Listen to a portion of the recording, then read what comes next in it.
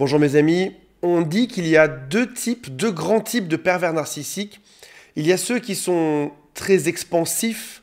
On peut penser à des acteurs, à des hommes politiques, des grands PDG. C'est-à-dire que ils font le mal, mais ça se voit. Il y a quelque chose qui est assez évident dans leur façon de faire. Ils écrasent les autres.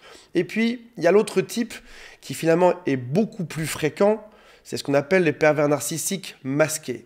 En gros, c'est des gens qui en surface ont l'air normaux, mais dans l'intimité de la maison, le soir, lorsqu'on ferme la porte de chez soi, c'est là qu'ils agissent. Et si on comprend bien qu'il y en a un qui est plutôt extraverti et l'autre où ça va se passer plutôt à l'intérieur, dans ceux qui vont agir à l'intérieur de votre maison, il y a l'extrémité qui, à mon avis, sont les plus fourbes, les plus vicieux, mais aussi les plus durs à repérer. C'est vraiment à l'extrême, c'est ceux qu'on appelle les gentils mecs ou les gentils garçons pervers narcissiques. C'est-à-dire qu'en gros, c'est des gens qui sont extrêmement gentils en surface. C'est ce que tout le monde pense d'eux partout. Alors je dis gentil mec, ça peut être une gentille femme également. Et il veut toujours aider les autres. Il est toujours là pour faire que ça se passe bien. Il a l'air inoffensif en apparence. Mais c'est quelqu'un qui est très sournois parce que très dur à repérer. Je vais vous donner aujourd'hui des signaux pour déterminer si la personne à qui vous pensez en est un ou pas. Avant de démarrer, il y a un quiz en dessous qui s'appelle « Est-ce que cette personne est vraiment perverse, narcissique ou pas ?» Il y a un deuxième quiz qui s'appelle « Est-ce que mon couple va durer ?» Si vous êtes en couple avec une autre personne qu'un pervers narcissique. Et il y a aussi un lien vers ce qui s'appelle « Love Life », c'est « Trouver l'amour de sa vie en 90 jours », c'est juste sous cette vidéo. Une des caractéristiques de ce gentil mec pervers narcissique, c'est qu'il a tendance dans sa vie quotidienne à se mettre en quatre pour aider tout le monde. Tout le monde doit être à l'aise, tout le monde doit être heureux. À chaque fois qu'il y a quelqu'un à qui il faut rendre un service, c'est le premier à venir. Et au passage, quand vous le rencontrez, vous trouvez ça même chouette, mais vraiment même très chouette. C'est-à-dire qu'en gros, tout le monde lui fait des compliments. Il a un groupe autour de lui de gens qu'il aime. C'est des gens qu'il apprécie, mais on peut aussi dire que tous ces gens-là, qu'il peut connaître depuis des années, ne connaissent pas son vrai visage. Celui, encore une fois, qu'on voit lorsqu'il ferme la porte de chez lui le soir. Et on va voir dans la suite de cette vidéo comment ça se passe, mais on va arriver à un point où le seul souci de l'équation, en tout cas c'est ce qui va te faire croire, que le seul problème de l'équation, c'est toi. Parce qu'il va te dire, regarde, tous les gens m'apprécient à l'extérieur. Et il faut bien comprendre à ce moment-là que s'il se met en quatre pour plaire à tout le monde, c'est qu'il est en train de créer un référentiel, une base dans laquelle il est apprécié, qui sera utile à sa manipulation. C'est-à-dire qu'au moment où tu vas vouloir en parler aux autres, tout le monde te dira, mais non, tu te trompes, il y a une erreur. Donc ce n'est pas lui qui te manipule uniquement, c'est lui plus inconsciemment, ou malgré eux, tout l'entourage, il va te faire comprendre que le problème, c'est probablement toi. Mais je vous explique ça dans un instant. Au tout début, tu auras beaucoup de compliments, ce sera même quelqu'un qui sera sensible, quelqu'un qui sera doux, délicat, peut-être même quelqu'un qui aura l'air d'être fragile. Il aura été victime, comme tous les autres, de ses précédentes relations. Il va te faire beaucoup de compliments. Il fera aussi beaucoup de projections sur le futur. Voici ce qui va se passer. Voici ce qu'on va faire ensemble. Encore une fois, rappelle-toi qu'il y a vraiment cette création de référentiel bienveillant qui est à la base de toute sa manipulation. Il y a quand même un jour où tu as un doute parce que tu remarques que si tu fais la moindre critique, il explose. Un peu comme si cet homme, qui avait l'air si parfait, avait une grosse sensibilité. Mais à ce moment-là, c'est pas quelque chose qui va t'inquiéter parce que tu te dis, j'ai peut-être même de la chance d'avoir rencontré un homme qui soit autant aimé par tous ses amis, qui puisse être si fort et qui ait cette sensibilité. Et tu confonds sensibilité et susceptibilité. Ça aussi, on en reparle dans un instant. Il aura également, et ça tu vas le découvrir dans le temps, un sentiment de supériorité. Il va se sentir différent, meilleur, supérieur.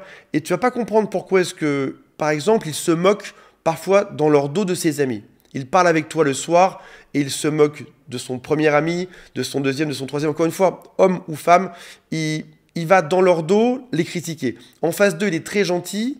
Mais finalement, quand on gratte un peu derrière la carapace, tu te rends compte que cette personne n'est pas si gentille que ça. C'est déjà au final ce qui représente une insécurité qui est profonde.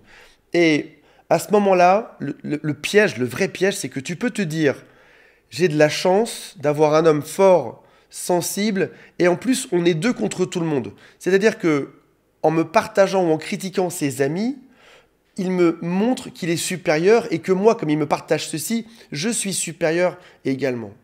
ce qui va s'avérer être faux. Une personne qui critique dans le dos des autres sera aussi une personne qui te critiquera dans ton dos auprès des autres.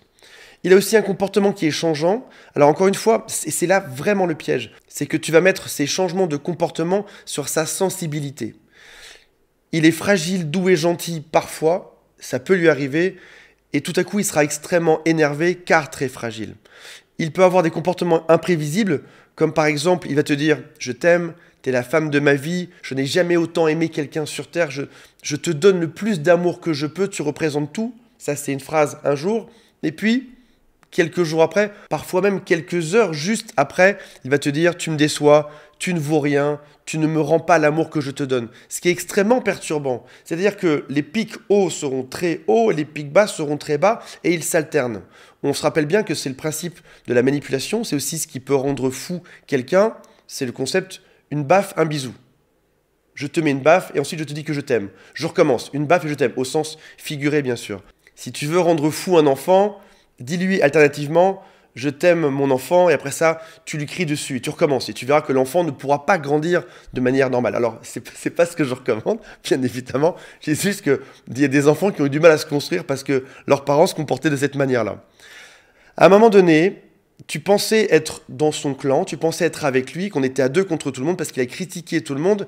Et tu te rends compte que finalement, ça s'inverse. Il va donner beaucoup d'amour aux autres et beaucoup moins à toi. Et tu en arrives dans une forme de pénurie d'amour, de sentiments. Il te donne de moins en moins et il donne de plus en plus aux autres. Et il va te dire qu'il a l'obligation de les aider. Son oncle, sa tante, son meilleur ami, il se passe ça dans sa vie, il y a une maladie, il y a un pneu à changer, il y a un déménagement, il est obligé de faire ça pour eux, parce que c'est un bon ami. Et tu as du mal, par la logique ou par tes émotions, à comprendre ceci. C'est-à-dire que, au fond de toi, tu comprends que de manière logique, un de ses amis a un problème, il doit y aller, mais tu as l'impression que c'est pas que rendre des services. Tu as l'impression qu'à toi, il donne vraiment de moins en moins, tout court. Aider un ami qui a un pneu crevé, c'est une bonne chose, mais c'est pas que ça. Il te porte beaucoup moins d'attention, il t'aime moins, il te démontre moins qu'avant, et à ses amis, par contre, il va te donner beaucoup plus. Et tu essayes de calmer tout ceci en te disant, finalement, je dois m'y faire, c'est vrai que son frère, son meilleur ami, son boss, son collègue a un problème, il doit y aller, tu essayes de prendre sur toi, mais tu as quand même cette espèce de sensation, parfois, il y a quelque chose de dur à expliquer à ça. C'est pas que dans la logique, tu ressens ça dans ton cœur. Tu ressens dans ton cœur que l'autre donne moins. Et si jamais tu lui dis, il va te dire que tu es trop susceptible, que c'est juste temporaire, ou que tu es parano, que tu es jalouse, etc. Et il va te dire aussi qu'il a des valeurs et c'est pour ça qu'il doit se comporter comme ceci. Donc en fait, il est en train de rationaliser ou d'expliquer de manière logique le fait qu'il te donne moins d'amour, c'est juste temporaire, c'est pour autre chose. Mais ce que tu ressens au fond de toi, c'est pas qu'une dépendance affective. Cette personne s'intéresse réellement moins à toi et essaye de mettre une logique dessus pour aider les autres. Ensuite, en cinquième point, ce sera aussi souvent un martyr. Il va te dire que tout se retourne contre lui, que c'est une victime. Il va aussi dire que ton comportement fait de lui une victime. Quand tu essayes de lui expliquer que tu as moins d'amour, il va te dire que tu le déçois beaucoup, qu'il est victime de toi, que tu en demandes vraiment toujours trop. On va revenir un instant sur cette incapacité à entendre une critique. On avait dit qu'au début, cette sensibilité était confondue avec de la susceptibilité. Et même lorsque tu fais une toute petite critique, même une critique qui est constructive dans un couple, qu'on s'entende, on peut faire des critiques positives, des critiques négatives. Mais l'idée, c'est de pouvoir donner ses sentiments, ses émotions, son ressenti à l'autre, de manière à pouvoir avancer dedans. Et même si c'est constructif, tu as l'impression que c'est toujours mal pris. Il explose. Il ne supporte absolument aucune remarque. Et c'est ce qui fait que la relation stagne. La relation n'arrive plus à avancer. Et il a un ego qui est très fragile. Au fond de lui, c'est ce qu'il pense. En réalité, le pervers narcissique, c'est une coquille vide.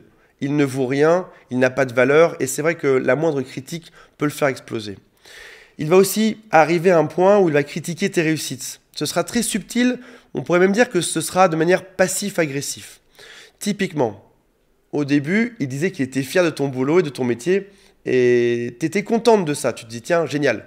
Même si ton métier n'est pas fou, j'en sais rien, ou si ton métier est génial, dans tous les cas, il t'encourageait là-dedans. Et puis un jour, il va venir critiquer ça. Il va te dire, ouais, mais tu pourrais avoir mieux, tes collègues se moquent de toi, ton patron abuse de toi. Et il va toujours te dire ça en te disant « je dis ça pour ton bien ». Il dit ça pour ton bien, oui, mais c'est des phrases qui reviennent très souvent. Et une fois qu'on t'a dit quelque chose, une fois, pas la peine de te le répéter 10 fois par la suite. Mais là, tu sens bien qu'il insiste sur le fait que dans ton problème, ça va pas, que c'est nul, et les critiques sont de pire en pire. Et c'est passif-agressif parce que c'est toujours sous couvert de « je fais ça pour t'aider, je fais ça parce que je tiens à toi, je fais ça parce que je t'aime ». Tes amis qu'ils aimaient bien, maintenant ils les aiment plus trop. Il analyse chacun de leurs comportements, il commence à les critiquer aussi. Il ne comprend pas que tu traînes avec ce genre de personnes. Et encore une fois, il va dire « je fais ça pour ton bien ». Il y a ta santé qui l'inquiète aussi. Tu as pris 3 kilos. Et puis au début, c'est mignon, c'est « attention, tu manges un peu trop ». Après, ça va te le répéter un peu plus. Tu as pris 2-3 kilos, c'est beaucoup trop. Il faut que tu fasses quelque chose. Et ça va s'amplifier. Et ça va finir par être des phrases qui sont extrêmement méchantes, comme tu ressembles à rien, tu rentres plus dans tes pantalons, je n'ai plus envie de toi parce que tu as pris ces kilos-là. Donc, toujours sous couvert de je suis là pour t'aider, je vais dire quelque chose qui va te faire progresser, que la critique va s'amplifier, mais toujours sur je fais ça pour ton bien. Il va y avoir aussi de manière très classique de la triangulation avec ses amis. Tu seras toujours mise en porte-à-faux par rapport à quelqu'un d'autre. Ouais, mais un tel pense ça par rapport à toi. Elle pense que t'as tort. Ou alors tu as une collègue qui le séduit et il va subtilement le ramener dedans. Tu as l'impression que vous n'êtes pas que deux, il y a toujours quelqu'un d'autre en plus dedans. Tu vas aussi subir de la part de ce gentil garçon de la rage. Et tu seras même choqué. Comment est-ce que cette personne qui était si douce, appréciée par tous ses amis, peut autant devenir en colère parfois, crier et hurler après moi? Et enfin, tu arrives sur ce qu'on pourrait appeler un amour qui est très conditionnel. Si tu fais ceci, alors je t'aimerai plus. Si tu te comportes comme ça, ou alors moi je me comporte comme ça pour toi, tu devrais te comporter aussi comme ça pour moi également. Si tu me donnes ceci, notre couple ira mieux. Tu te retrouves à donner beaucoup plus dans tous les domaines. Beaucoup plus de temps pour lui, beaucoup plus de services, beaucoup plus d'argent, beaucoup plus de patience, beaucoup plus d'amour. Et la chose qui est très importante, c'est que si jamais il te fait un cadeau, il y a toujours un objectif derrière ça. C'est pour obtenir quelque chose. Le cadeau, mettez-moi en commentaire si c'est vrai, que si vous avez reçu ça. Si jamais il te fait un gros cadeau un jour, il va t'en reparler pendant 10 ans et il y aura toujours un objectif derrière. Leur empathie, elle est conditionnelle aussi. Je ne peux pas me soucier de toi car tu te comportes de telle manière. Voilà mes amis, je précise encore une fois qu'il est difficile de faire la différence entre une personne très sensible et une personne qui est perverse narcissique. Dans tous les cas, écoutez votre ressenti, votre corps. J'ai envie de dire qu'importe les étiquettes, que ça en soit ou pas. Est-ce que tu es heureux ou est-ce que tu es heureuse dans cette relation? Ou est-ce que tu as le sentiment de donner tout et de ne pas recevoir grand-chose en échange? Tu as cette espèce de sentiment de malaise, de brouillard dans ta tête. Le sentiment que quelque chose ne va pas. Un couple, c'est quand même censé te rendre plus heureux à la base. Est-ce que tu te sens plus heureux aujourd'hui, enfin, quand tu es avec lui en tout cas, ou est-ce que tu te sens plus heureux sans lui? C'est ça la vraie question à se poser. Puis on se rappelle que dans ces schémas d'emprise, il y a quelque chose de compliqué pour en sortir. N'hésite pas à contacter un professionnel ou à m'appeler, il y a un lien qui est juste en dessous. Salut à tous, bye.